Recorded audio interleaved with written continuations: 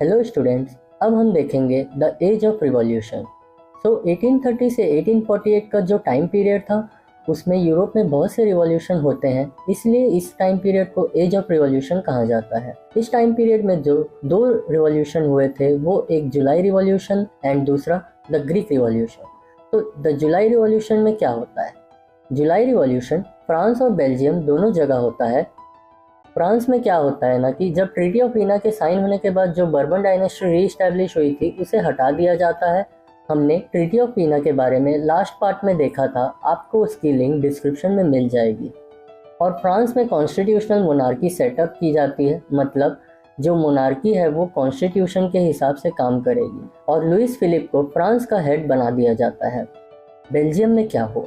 Belgium जो था वो यूनाइटेड किंगडम ऑफ नेदरलैंड्स का पार्ट था एंड नेदरलैंड्स का बेल्जियम पे रूल था एंड बेल्जियम के लोगों को फ्रीडम चाहिए थी, सो वो अपना अलग नेशन बनाना चाहते थे एंड सो इसी वजह से वहाँ पे रिवॉल्यूशन होता है।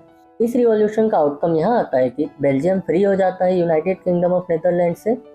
नेक्स्ट हम देखते हैं ग्रीक रिवॉल्यूशन के बारे में।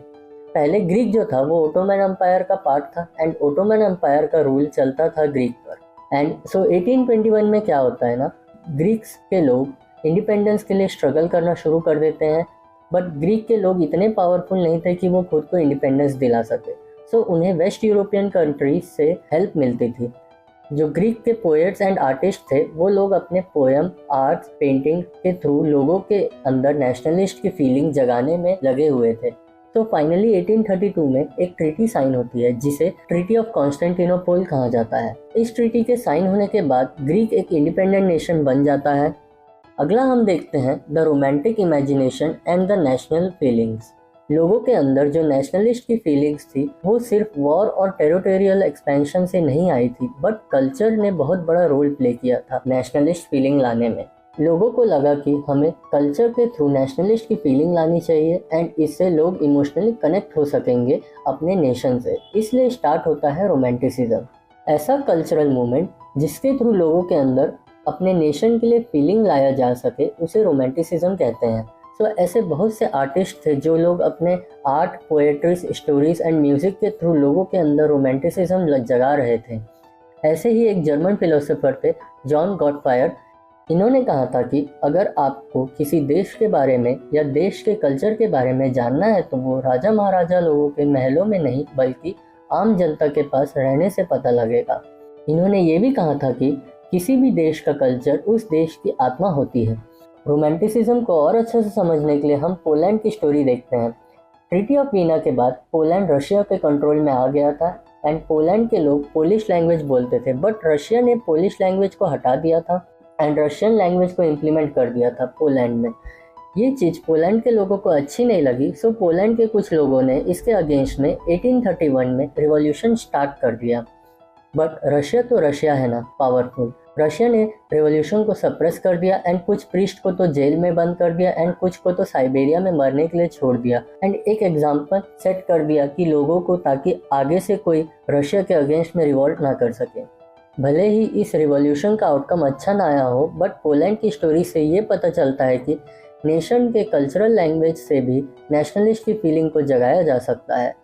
Even though Russia Russian language को पोलैंड में ज़बरदस्ती ऑफिशियल करना चाहता था, बट पोलैंड के लोग अपने कल्चरल लैंग्वेज को छोड़ना नहीं चाहते थे एंड क्योंकि उनको अपने कल्चरल लैंग्वेज से प्यार था एंड इसी फीलिंग को रोमांटिसिज्म कहा जाता है। तो इसी वजह से रोमांटिक थिंकर्स कल्चर के थ्रू लोगों के अंदर नेशनलिस्ट की फीलिंग जगा रहे थे।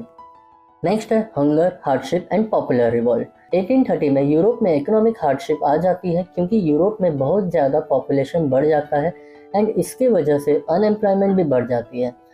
लोग विलेजेस से सिटी में आने लगते हैं ताकि काम मिले एंड इस वजह से सिटीज़ में स्लम क्रिएट हो जाते हैं एंड सिटीज़ की कंडीशन भी ख़राब होने लगती है।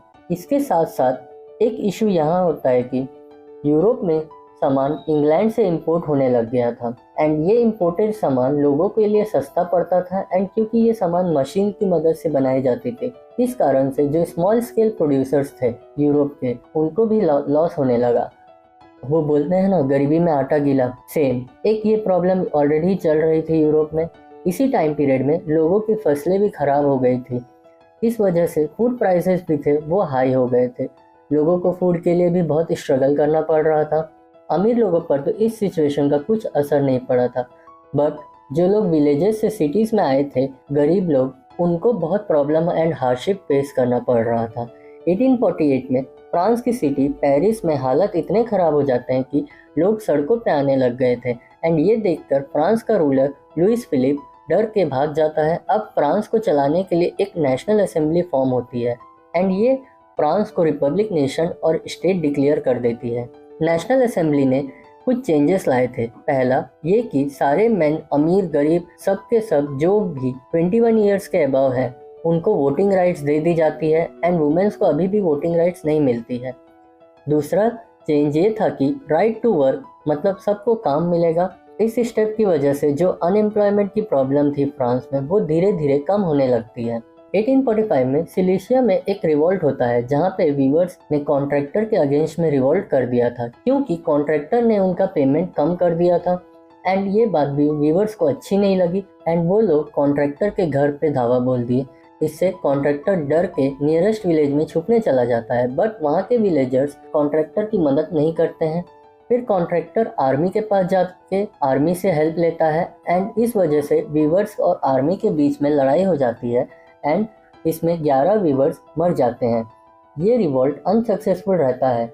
दो इस रिवॉल्ट का आउटकम अच्छा नहीं था, बट इससे ये पता चलता है कि पूरे यूरोप में रेवोल्यूशंस हो रहे थे, the revolution of liberals.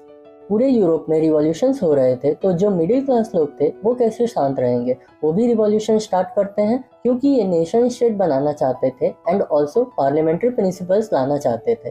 Parliamentary principal यानी एक कॉन्स्टिट्यूशन होना चाहिए, फ्रीडम ऑफ प्रेस होनी चाहिए, फ्रीडम ऑफ एसोसिएशन भी होना चाहिए, ताकि कोई भी एसोसिएशन या पार्टी बना सके। अब देखते हैं जर्मन रीजन में क्या हो रहा था। तो जर्मन रीजन के जो मिडिल क्लास लोग थे वो एक असेंबली बनाते हैं जिसे ऑल नेशनल असेंबली कहा जाता है। इसमें 831 मेंबर्स को इलेक्ट किया जाता है। ये सारे 831 मेंबर्स गैदर होते हैं 18 मई 1848 को फ्रैंकफर्ट के सेंट पॉल चर्च में। इसी को फ्रैंकफर्ट पार्लियामेंट भी कहा जाता है। ये 831 मेंबर्स मिलकर एक कॉन्स्टिट्यूशन को ड्राफ्ट करते हैं। इसमें एक प्रॉब्लम ये था कि ये 831 मेंबर्स सारे मिडिल क्लास लोग थे एंड ये वर्कर्स और आर्टिशियंस लोगों के डिमांड को इग्नोर कर रहे थे। एंड ये बात वर्कर्स एंड आर्टिशियंस लोगों को अच्छा नहीं लगा एंड उन्होंने अपना सपोर्ट वापस ले लिया। इस वजह से जो मिडिल क्लास लोग थे उनकी जो लड़ाई थी वो वीक होने लग जाती है।